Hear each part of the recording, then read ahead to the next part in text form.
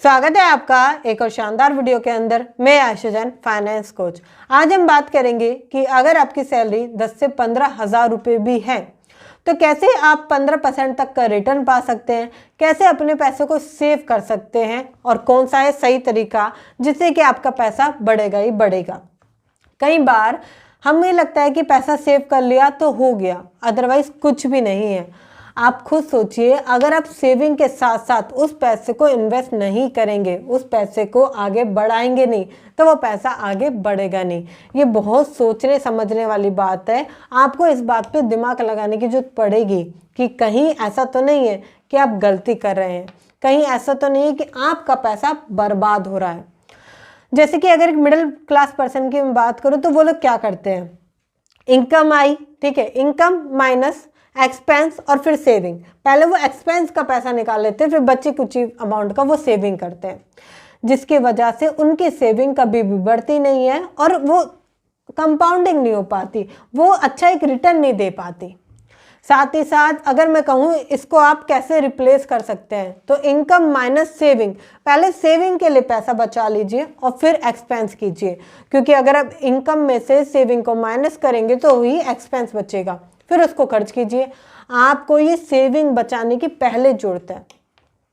अब सेविंग बचाकर मेरा मतलब ये बिल्कुल नहीं है कि आप इसे बैंक अकाउंट में रख दो। अगर आप इसे बैंक अकाउंट में रख रहे हो तो आपका पैसा सिर्फ बर्बाद होने वाला है, क्योंकि बैंक में 3 से 4% का ही आपको एक एवरेज इंटरेस्ट मिलता है, अदरवाइज एक अच्छा इंटरेस्ट आपको नहीं मिल पाता।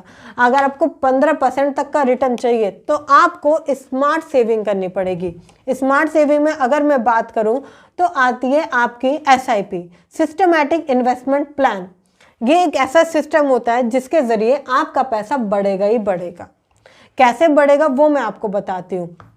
कई बार लोगों को ये नहीं पता होता कि पैसे को बढ़ाना क्यों ज़रूरी है। देखिए, अगर आप पैसे को बढ़ाओगे नहीं ना तो अपनी इच्छाएं पूरी नहीं कर पाओगे। आपकी गाड़ी लेने की इच्छा है, घर लेने की इच्छा है, या ऐसा कोई सा भी डिज़ायर है जिसे आप पूरा करना चाहते हो, जिसे आप चाहते हो कि मैं फुलफिल करूं आगे आने वाले टाइम पे। अब दो ही तरीके हैं, या तो आप लोन लो या तो ऐसा कुछ करो कि वो पैसा जल्दी से आपके पास आ जाए, या उसको इन्वेस्ट करके रखो। देखिए, अगर आप लोन लेते हैं तो फंसते चले जाएंगे। लोन का तो कभी भी कोई अंत होता ही नहीं है, क्योंकि यहाँ पर तो आपको इंटरेस्ट ही 15% तक देना पड़ सकता है। बट अगर आप सिस्टमैटिक जाते हैं और सही से पैसे को इन्वेस्ट करते हैं तो पैसा आपके पास हमेशा बचेगा। आप पैसे को सही जगह लगा पाएंगे, पैसे को बढ़ा पाएंगे। कई बार लोगों को लगता है कि पैसा जो है ना मायने नहीं रखता, इम्पोर्टेंस नहीं है, ठीक है थोड़ा बहुत कर लिया। आप अगर ये सोचते हो तो इस तरीके से कभी भी पैसा बढ़ेगा नहीं। सबसे पहले आपको क्लियर रखना होगा अपने माइंड को, कहीं ऐसा तो नहीं है कि मैं पैसे को बर्बाद कर रहा हूँ, कहीं ऐसा तो नहीं है कि पैसा अगर मैं सही से इन्वेस्ट नहीं करूँगा या सही से उसको सेव नहीं करूँगा तो वो खराब हो जाएगा। ये सोचने की जरूरत है, क्योंकि हम ऐसा सोचते नहीं है, जिसके कारण हमारी सबसे पहले बैंड बजाई जाती है इन्फ्लेशन के द्वारा। इन्फ्लेशन क्या करता है आपको पता है, आज इन्फ्लेशन 10 से 11% बढ़ रहा है। आपको ये थोड़ा सा एनालाइज करने की जरूरत है। जो 5 से 6% दिखाया जा रहा है वो 5 से 6% है ही नहीं, वो 10 से 11% बढ़ रहा है। महंगाई बहुत बढ़ रही है। इतना ही नहीं, साथ ही साथ जो मेडिकल एक्सपेंसेस है उस पर भी 14% के दर से ऑलरेडी आपकी महंगाई बढ़ रही है। आप खुद सोच कर देखो, जब इन दोनों जगह महंगाई बढ़ रही है तो आपका पैसा कहाँ है? कहीं भी नहीं है, क्योंकि आप उसे खराब कर रहे हो। कुछ लोग FD कराते हैं, FD में भी अगर आप कराओगे तो बहुत अच्छे से अच्छे बैंक में 8% मिलेगा, एवरेज 7% मिलता है। आप खुद सोच के देखो, अगर 7% भी आपको मिला है तो महंगाई को कहाँ बीट कर पाएगा वो 7%? महंगाई तो ऑलरेडी 10% बढ़ रही है। और इतना ही नहीं, अगर आप मेडिकल में जाते हो तो ऑलरेडी 14% की दर से बढ़ रहा है, मतलब कि महंगाई से भी डबल। तभी तो लोग डरते हैं बीमारी के नाम से, हॉस्पिटल के नाम से डरते हैं। क्यों? क्योंकि डरने वाली बात ही है। जब इतनी महंगाई है तो आम आदमी जिएगा कैसे, खाएगा क्या और रहेगा कहाँ? आप खुद सोच के देखो। सोचने वाली बात है। अगर आपने इसको आज नहीं सोचा ना तो कल ये आपके बच्चों पर डिफेक्ट करेगा कहीं ना कहीं। वो सरवाइव करेंगे इस कंडीशन से, वो फेस नहीं कर पाएंगे। अगर आप चाहते हैं कि सब कुछ अच्छा चले तो सिक्योरिटी की बहुत ज़रूरत है।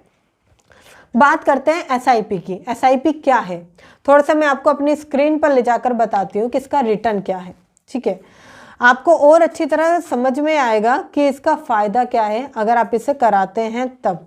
ठीक है, मैं आपके सामने ओपन करूँगी, यहाँ पर एसआईपी कैलकुलेटर में यहाँ पर ऑन करूँगी आपके सामने। आई होप मेरी स्क्रीन आपको क्लियर होगी। ठीक है, एसआईपी मैंने कैलकुलेटर आपके सामने यूज़ कर लिया है, ओपन कर लिया है। अब मैं कहती हूँ आप दिन के 100 रुपये बचा सकते हो ना, मात्र 100 रुपये, जो आप पिज़्ज़ा खाते हो, ट्रैवल में खर्च कर देते हो, इधर उधर खर्च कर देते हो, कोई सब्सक्रिप्शन ले लेते हो फालतू का। ठीक है, कोई ऐसी चीज़ ले लेते हो जो अननेसेसरी है, या कभी कभी तो आपने कोल्ड ड्रिंक 2 चिप्स के अगर पैकेट ले आए तो वहीं पर आपके 100 रुपये खर्च हो गए। यही 100 रुपये अगर आप दिन के 100 रुपये, महीने के 3000 रुपये, मतलब कि दिन के 100 रुपये आप अगर हर दिन बचाओगे तो महीने के 3000 रुपये हो जाते हैं। वही 3000 रुपये अगर आप एसआईपी में इन्वेस्ट करते हैं, आपके सामने दिखाती हूँ मैं, यहाँ पर मैंने 3000 रुपये लिखे। ठीक है, इसका जो रिटर्न हम मान के चलते हैं वो 18% तक भी जाता है, मगर मैं यहाँ पर आपको लेकर चलती हूँ 15% के पास। ठीक है, कि 15% इसका जो इंटरेस्ट है मैं मान के चलती हूँ कि 15% जाएगा ही जाएगा। ठीक है, वैसे 18% भी जाता है, और ऐसे बहुत सारे एसआईपी के म्यूचुअल फंड है जिसमें कि पैसा और भी ज़्यादा ग्रो किया है लोगों ने। ठीक है, मैं कहती हूँ छोटा पीरियड लेते हैं पहले। ठीक है, मात्र आपके लिए मैं छोटा पीरियड लेती हूँ, आपको जिससे कंफर्टेबल हो। ठीक है, दिन के 100 रुपये, महीने के 3000 रुपये। ठीक है, और 15% का इंटरेस्ट रिटर्न। ठीक है, 5 सालों के लिए अगर आप इस पैसे को इन्वेस्ट करते हो, एसआईपी करते हो मात्र, तो आप देखो आपने इन्वेस्ट कितना किया। 5 साल के अंदर की बात हो रही है, 1,80,000 रुपये आपने इन्वेस्ट किया। ठीक है, इसमें रिटर्न आपको 90,000 रुपये का मिला है। ठीक है, और आप देख सकते हैं ये हो गया पूरे आपके 2 लाख रुपए। ये आपके 5 साल में बढ़े हैं। अगर थोड़ा सा मैं और बात करूं, इसको आप थोड़ा सा और बढ़ाओगे तो देखना कमाल की चीज़ होगी। अब आ गई ये बात 10 साल पे, आपने इन्वेस्ट किया 3,60,000 रुपये।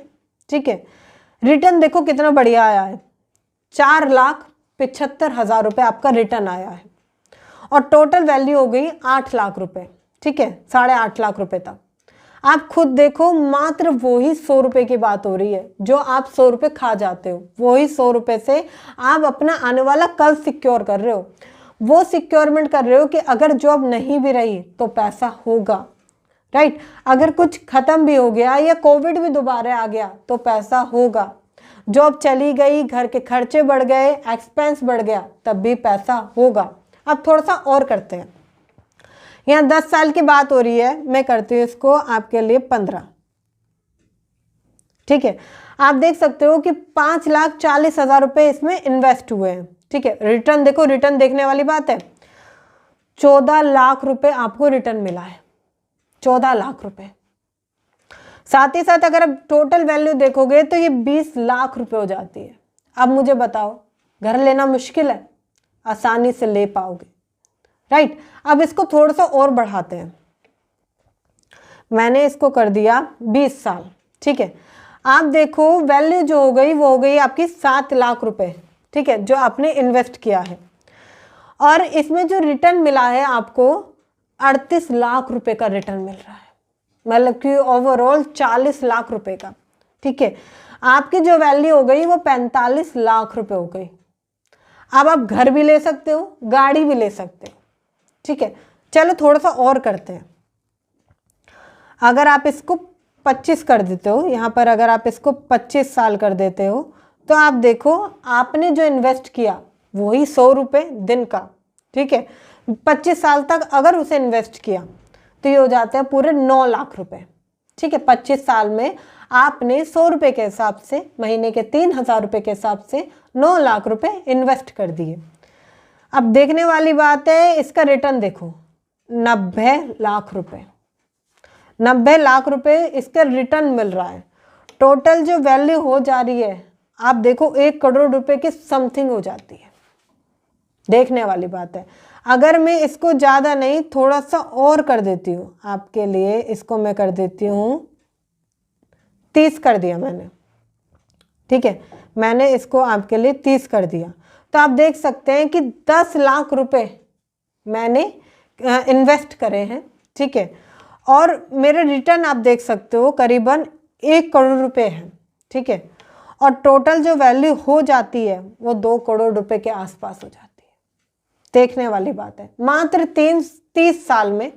और क्या करके, सिर्फ और सिर्फ 100 रुपये दिन के इन्वेस्ट करके, महीने के 3000 रुपये इन्वेस्ट करके। अब आप इसको थोड़ा सा और बढ़ा लो, मैं आपकी बार 35 नहीं, मैं सीधा 40 करूँगी, ठीक है। मैं एक आपकी रिटायरमेंट एज लेकर चलती हूँ, ठीक है। आप देखो कि मेरा इन्वेस्टमेंट है 14 लाख रुपए का, रिटर्न कम से कम अगर आप रिटर्न देखोगे ध्यान से तो 9 करोड़ रुपए का रिटर्न है, 9 करोड़ रुपए का। आप इसको देखोगे एस्टिमेट वैल्यू 9 करोड़ रुपए हो रही है पूरे, मतलब रिटर्न इतना हायर यहाँ पर मिल रहा है जितना कि मैंने यहाँ पर इन्वेस्ट नहीं किया था। अभी देखने वाली बात है, बहुत सारे लोग इस चीज़ को समझते ही नहीं है कि पैसा बढ़ता कैसे है।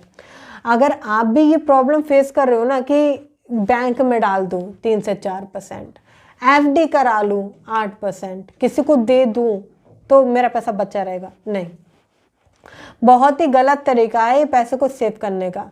अगर आपको पैसे को सिक्योर करना है, सेव करना है लॉन्ग टर्म के लिए भी और शॉर्ट टर्म के लिए भी, तो भी बेस्ट है SIP, क्योंकि आपका ये समझिए कि 5-6 साल तो कहीं नहीं गया ना पैसा, तो बिल्कुल ये अच्छा रिटर्न आपको देकर जाएगा। और अगर थोड़ा सा माइंड जब चेंज हो गया और थोड़ा सा और बढ़ा दिया, बस टाइम पीरियड आपने बढ़ा दिया, अमाउंट वो ही रखी, तो एक अच्छी अमाउंट का इंटरेस्ट तो आप लोगे ही लोगे। अगर 40 साल तक आप होल्ड कर गए ना पैसा, तो 9 करोड़ रुपए का रिटर्न आप लेकर जाओगे। देखने वाली बात है, 9 करोड़ रुपए का रिटर्न आपको कहीं भी नहीं मिलेगा। इस सिक्योरिटी में आती है। अगर आप शेयर मार्केट नहीं कर सकते, ज़्यादा नॉलेज नहीं है या ज़्यादा घुसना नहीं चाहते उसकी तरफ, तो ये सबसे बेस्ट है, क्योंकि सेफ्टी लाता है, सिक्योरिटी लाता है और बहुत जल्दी से ईजिली हो जाता है। और अब अगर अभी तक आपने नहीं करी है तो ज़रूर जाके करें, पढ़ें इसके बारे में, और छोटी सी अमाउंट से करें, 2000 रुपये, 1000 रुपये, जितना भी आप मंथली कर सकते हैं उतना करें। और अगर आप इस अमाउंट को बढ़ा लेते हैं तो रिटर्न और भी ज़्यादा अच्छा आप कर सकते हैं जनरेट। अगर आपको ये वीडियो अच्छी लगी है तो वीडियो को सब्सक्राइब करके जाएं और बेल आइकन को हिट करके जाएं। वीडियो शेयर करें उनके साथ जिनको ज़रूरत है, जो कहीं ना कहीं पैसे को सिक्योरिटी देना चाहते हैं और रिटर्न अच्छा पाना चाहते हैं, उनके साथ शेयर करें। इतना ही नहीं, अगर आपको और अच्छी लगी वीडियो तो वीडियो को लाइक कर दीजिए। मिलते हैं फिर किसी वीडियो में, तब तक के लिए थैंक यू सो मच।